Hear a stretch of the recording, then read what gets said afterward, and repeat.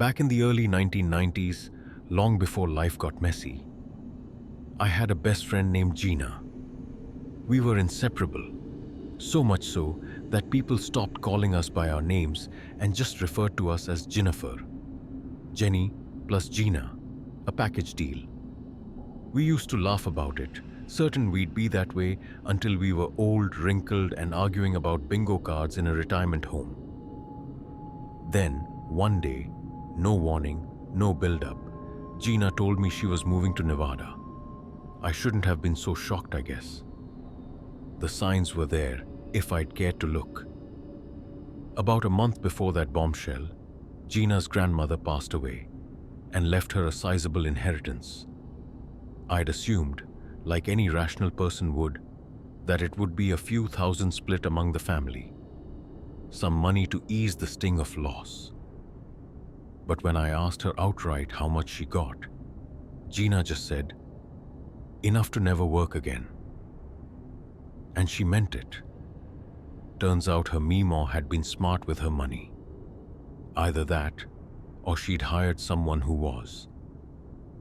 She'd quietly funneled a large part of her pension into investments that turned out to be gold mines. By the time she died, Gina's grandmother was worth tens of millions. Literal, not figurative. Now, don't get me wrong. Money doesn't fill the hole a loved one leaves behind. But when you're young and heartbroken, having the means to never worry about bills again, it cushions the grief. At least, it usually does. Not for Gina. The inheritance didn't free her. It cracked her open. Her grandma's death awakened something dark and existential in her. Instead of celebrating freedom, she spiraled. She picked apart her life, dissected it under the harshest light. She hated California. She hated her job. She even questioned the point of her daily routines, of pretending things were fine. And that's when she told me she was leaving. I figured she'd find somewhere serene, maybe a quiet cottage tucked into nature, not some pretentious mansion. Gina was never that type, but a decent house at least. With her kind of money, why not? But she didn't buy a house. When she finally showed me the place, I was speechless. She wasn't moving to a neighborhood or even a town. She was setting up her new life in a crumbling trailer park out in the desert. Half of it abandoned, the other half clinging to life like an old man on his final breath. She asked me to go see it with her, to give my opinion. Just to make sure it's livable, she said. That word, livable, was generous. Still, she had made up her mind. The decision was final. She was moving in, no matter what I thought. My boyfriend and I helped her haul what little she kept, and 3 weeks later, we came back to check on her. And what we found was unexpected. Gina had transformed her bare-bones trailer into something that resembled comfort.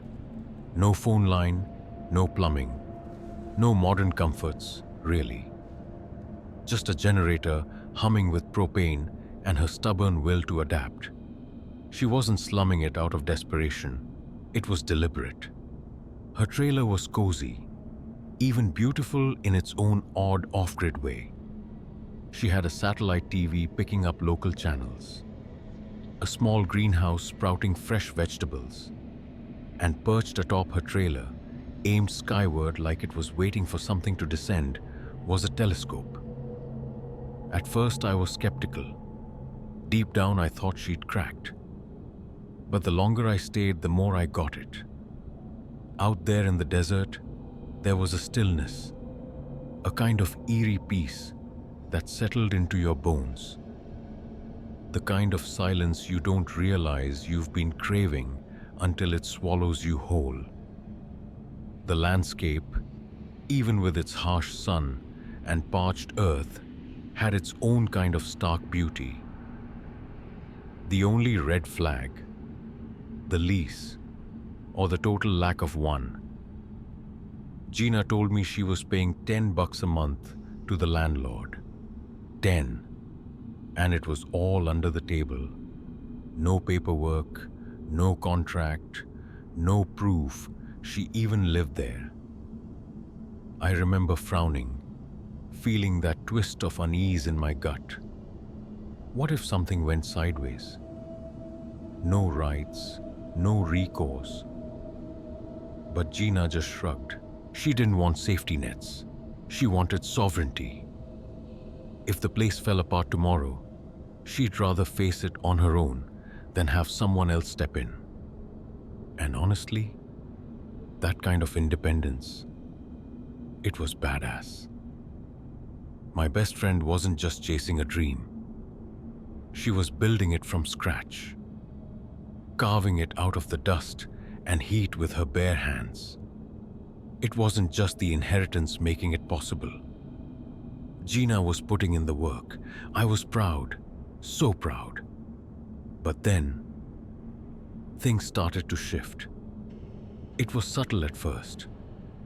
A phone call from her sister one afternoon. Voice low, tense. She said she was worried. Not about the trailer, not about the landlord. It was Gina herself. Something about her mind, the way it was changing.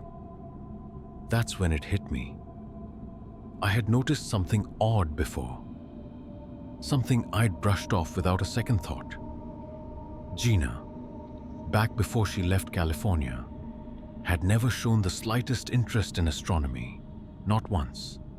So when I'd seen that telescope perched on her trailer and asked about it, she just smiled and said, "The stars are so clear out here. I thought it'd be cool." Made sense, right?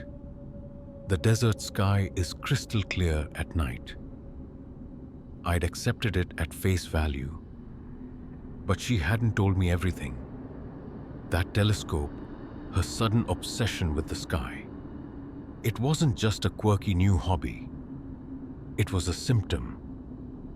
And I was starting to think the reason she moved out here went a lot deeper than finding herself. I hadn't seen her in 8 months. A lot had happened in that time. Most of all, I'd had a baby. I'd wanted to tell her in person. But now, after what her sister said, that visit took on a darker weight. There was a knot of dread in my chest the whole drive. Her sister hadn't given me many details, just that Gina was saying strange things. Rambling, unhinged maybe. It was vague, but it was enough. So I went. The next morning, I loaded my baby in the car and drove through the endless desert to that forgotten trailer park. Gina was outside when I arrived, bent over her greenhouse beds, tending to her tomatoes like they were precious gems. When she saw me, she lit up, sprinted to my car, and wrapped me in a hug. Warm, familiar, normal. She cooed over the baby, asked me what motherhood was like, how I was sleeping, how it felt to be responsible for another life. For a few minutes, it was like nothing had changed. Her trailer looked even better than before. Painted trim, wind chimes, potted plants. The telescope still sat on the roof like a silent sentinel. "How have you been?" I asked. She smiled. "Great," she said. "Really great. Nothing weird, no paranoia, no strange talk. Just a passing complaint about how the desert air was murder on her skin and how she was going to turn whoever invented decent moisturizer into a millionaire." She laughed. I laughed. It felt real. And then we stepped inside. My breath caught in my throat. Every inch of the trailer, walls, ceiling, floor, was plastered in images, posters, sketches, paintings, photographs, bits of ribbon, trinkets, handmade carvings. It was a kaleidoscope of symbols, constellations, strange geometric shapes, celestial maps, and unfamiliar faces. A shrine, a mosaic, a madness made visible. And I realized, whatever Gina had seen through that telescope, it had seen her back. Every inch of the trailer pulsed with a single, unmistakable theme: aliens. Framed photos lined the walls, grainy black and white shots of distant lights and blurry discs in the sky. Beneath each one, small metal plaques were engraved with precise dates and times, like a museum catalogue of madness. From the ceiling dangled miniature UFOs, their silver paint flaking, their strings trembling in the faint breeze of the fan. On the couch, a small army of lime green plush aliens sat propped against the cushions, their stitched smiles eerily uniform. Even her shelves sagged under the weight of books. Encounters of the fourth kind, visitors among us, the truth behind Roswell. Dozens of them, spines cracked, pages stuffed with notes. I tried to laugh it off. "Gina," I said, gesturing around at the chaos, "is there something you'd like to tell me about your new decorating style?" She let out a long sigh, eyes flicking toward the window like she was embarrassed to have been caught. "My sister called you, didn't she?" I admitted she had. Then I crossed my arms and asked the question I'd been dreading. "So what's really going on here, Gina?" And she told me. For the next hour, I listened as my best friend unraveled her new reality, piece by piece. On the surface, it sounded like a harmless fixation, one of those existential rabbit holes people fall into when life gets too quiet.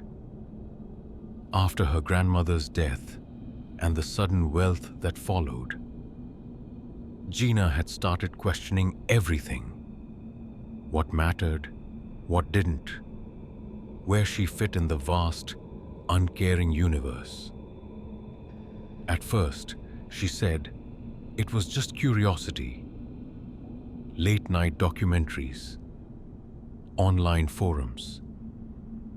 What if the truth really is out there? She joked. But the joke had become conviction. Curiosity had turned into obsession. And obsession had taken root so deep that it changed her. She told me, voice steady and almost serene, that she'd come to understand something profound about herself. She wasn't from here. Not really. The words hit me like a physical blow. She didn't mean it in a suicidal way. At least not directly. But she said she'd realized she didn't belong on Earth. That her soul had come from somewhere else entirely. A world far beyond our solar system. She'd found a community online, she said. People who believed that alien souls were reincarnated into human bodies. That some of us were walking vessels for something cosmic, ancient, and otherworldly. She believed she was one of them. And she wasn't just reading about it anymore. She was tracking it. Gina had built spreadsheets, journals, even a hand-drawn map of North America pinned to the wall with colored pushpins marking confirmed sightings. She claimed There'd been a massive spike in UFO activity recently, especially near Area 51. She said she watched that patch of desert every night through her telescope. And the things she'd seen, well, they weren't planes. By the time she reached her conclusion, my blood had gone cold. She was convinced they were coming back for her. "The signs are all there," she whispered, her eyes shining with feverish conviction. "They've been circling closer every night. I'm going home soon." I didn't know what to say. My mind bounced between disbelief, fear, and a horrible kind of pity. I wanted to shake her, to scream that it wasn't real. But her calmness, her absolute certainty, made my voice die in my throat. Then she leaned forward, almost conspiratorial, and said the words that froze me to the spot. "You should stay tonight," she said. "You'll see it for yourself. You'll see them come for me." And she smiled. That quiet, peaceful smile that didn't belong on any sane human face. Apparently, according to Gina, even if they didn't come that night, I'd still get a show. She said the UFOs had been doing flybys over her trailer lately. Low passes, lights blinking in coded patterns. "You'll see one if you stay up long enough," she promised, like she was offering me front row seats to a celestial event. I used the landlord's landline to call my boyfriend, since Gina's trailer was still completely off-grid. I told him I'd be staying the night with her, just to keep an eye on things. I made sure he knew it wasn't exactly a social call, though I tried to keep my tone calm.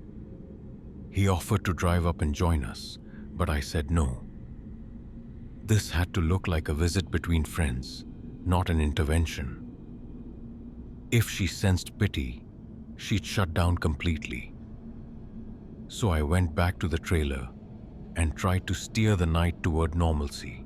We talked about high school, dumb stuff, old inside jokes, movies, California gossip, anything that kept her grounded on Earth. The last thing I wanted was to mention stars or sky or anything that shone. I didn't know how I'd confront her yet, so I just didn't. I thought I was doing well too. She laughed, smiled, made tea. For a while, it felt like old times. And then, she looked at her watch. Her smile shifted, tightened somehow. "All right," she said quietly. "It's time." My stomach dropped. "Time for what?" I asked, already knowing. "Spotting," she said, grinning like a kid with a secret. "You'll come, right?" I forced a nod. "Sure." She grabbed a flashlight, a small backpack, and that old portable boombox from her trailer, and we walked out into the desert. The air was cool, the sand crisp beneath our shoes. Above us stretched a sky so enormous, so filled with light, it almost didn't seem real. The stars looked close enough to touch, like they were leaning in to listen. When we reached the bluff, I saw them. Tiny flashes on the horizon, faint and distant. My heart jumped before my brain caught up. Probably planes, probably test flights. Still, they twinkled strangely, pulsing in irregular bursts. Even I had to admit it looked odd.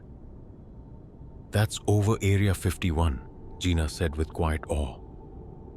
"They're communicating tonight. Government uses their reverse-engineered ships to signal them.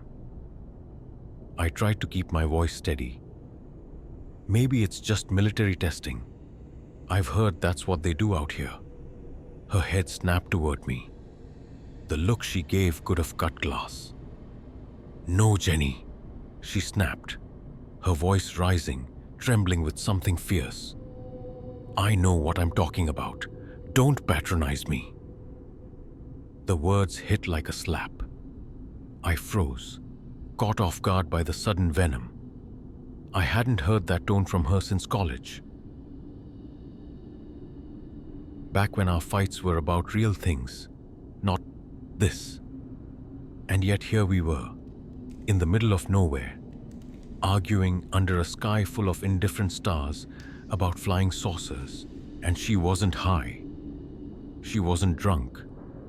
That was the worst part. She was sober, stone cold sober. Whatever was happening to her, it was all in her mind. I softened my tone. "Okay," I said. "You're probably right. I just meant, I don't really know much about this stuff." Her shoulders relaxed a little. She nodded, looking back out toward the horizon. Then she set the boombox down on the sand and knelt beside it.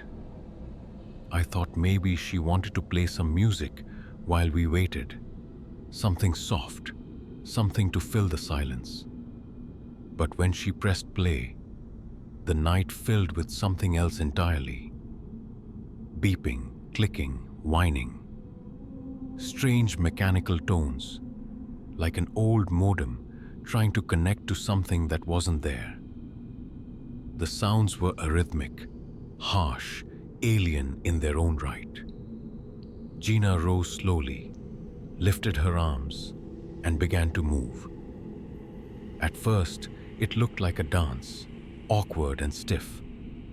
But then, I realized she was making deliberate gestures, broad, angular motions, tracing shapes in the air. Circles, triangles, spirals. Sometimes she'd raise one leg or twist her body, holding poses as the beeps shifted pitch. She wasn't dancing, she was signaling. The desert was dead silent except for the machine noise and the crunch of her boots in the sand. The lights on the horizon blinked again. Once, twice, then stopped. Gina froze mid-motion, breath hitching, eyes locked on the horizon. "They're listening," she whispered. The sounds coming from the boombox weren't music at all. They were a code, a language Gina believed would catch the attention of whatever intelligence floated above us. I stood frozen, the desert air thick and electric. My brain screamed to say something, to tell her to stop, but my throat locked up. And then, before I could even process it, the lights on the horizon began to swell. Slowly, deliberately, as if responding. They grew brighter, closer. The air didn't hum or tremble like it should have if there'd been engines. No wind, no rumble, just the mechanical beeping, the rustle of Gina's boots in the sand, and the eerie chorus of desert crickets, their rhythm suddenly off. It was beautiful and terrifying all at once. Still, I clung to logic like it was a lifeline. Air Force test flights, I told myself. Secret aircraft, that's all. The desert plays tricks on you. The heat, the isolation, the way light bends over the sand. But Gina, she was gone somewhere else entirely. Her movements grew wilder, faster, almost desperate. Her limbs jerked in strange angular patterns, her breath hitching with each gesture. It wasn't dancing anymore. It was pleading. I tried to reach her. "Gina, listen to me," I said, stepping closer. "Those aren't UFOs. You're working yourself up, okay? You're seeing what you want to see." She didn't even look at me. Her eyes were locked on the horizon, her arms flinging outward. Rigid one moment, fluid the next. I swear to God, the lights flickered brighter when she did it. Just a little. A trick of the eye, maybe. But Gina saw it too. "You see?" she panted, her face glowing with manic triumph. "It's working. They're answering." But then, just as suddenly, the lights began to dim. One by one, they winked out. Gone. The desert swallowed the silence whole. Gina froze mid-motion, her chest heaving, the last electronic chirps from the boombox stuttering into static, and then dying altogether. For a long moment, she didn't move. And then, her body went rigid, every muscle pulled taut, her silhouette trembling against the starlight. And then, she snapped. She spun around so fast, the sand sprayed from her heels, her face contorted in something raw and feral. "You messed it up!" she screamed, sprinting toward me. "They were coming for me. You messed it up, you bitch." "Wait, Gina, stop!" But she didn't. She slammed into me with full force, and the two of us went down hard. My back hit the dirt, the impact knocking the air from my lungs. Before I could even gasp, her hands were on my throat, fingers digging in, nails biting the skin. Her face hovered above mine, wild-eyed, streaked with sweat and tears. "You ruined it!" she shrieked. "You ruined everything!" I clawed at her wrists, but she was stronger than I remembered. The world began to narrow. First the stars, then the horizon, then just her face. I tried to plead, but the words came out as wheezes. Then came the blow. A punch, hard and fast, crashing against my cheek. My vision went white. I felt blood bloom in my mouth. She hit me again. If it had been a man on top of me, I might not have made it. But I'd always been taller, faster, meaner when cornered. Survival kicked in. I shoved upward with all I had, twisting, grabbing her wrists, rolling. We hit the sand again, this time with me on top. My breath came in ragged gasps. "Stop! Gina, stop!" I shouted, shaking her. "What the hell are you doing?" She thrashed, screamed, tried to bite me. For a second, I thought she'd gone rabid. Then, as her strength faltered, the fury drained out of her. What replaced it was worse. Sobs. Real, guttural sobs that broke through the night like something tearing in half. I stayed on top of her, pinning her arms until the trembling stopped. When I finally loosened my grip, she covered her face and whispered things I could barely make out. Fragmented apologies, fear, confusion. I didn't sleep that night. I stayed up until dawn, listening to the desert breathe, waiting for something, anything, to move in the sky. Nothing did, and I never saw Gina again out there. She doesn't live in that trailer park anymore. These days, she's back closer to home. She's stable, I guess. As stable as you can be after something like that. But sometimes, when I think about that night, the silence, the lights, the way they seemed to respond, I catch myself wondering, if she really had been signaling something, what happens to a message once it's been sent. What still strikes me as strangest, maybe even miraculous, is that Gina never truly let go of her fascination with UFOs. She still talks about them sometimes, watches those ridiculous late-night documentaries, even drags me to the occasional alien convention. But now, she does it with a laugh. There's warmth in her voice, instead of that old feverish edge. It's a hobby now, not a calling. I think she finally made peace with it all. Looking back, I realize her obsession, the delusions, the wild theories, the telescope fixed on the stars, wasn't really about aliens at all. It was about emptiness, about loss. The cracks had started forming long before her grandmother died, when she began believing her life didn't matter, that she wasn't meant for anything real. Losing her grandmother just pried those cracks open. Grief filled them, twisted them, until she started searching the heavens for meaning she couldn't find on earth. The night of the fight, of everything that broke, I think something inside her finally burned itself out. When she came home, she started getting help. Therapy, medication, the works.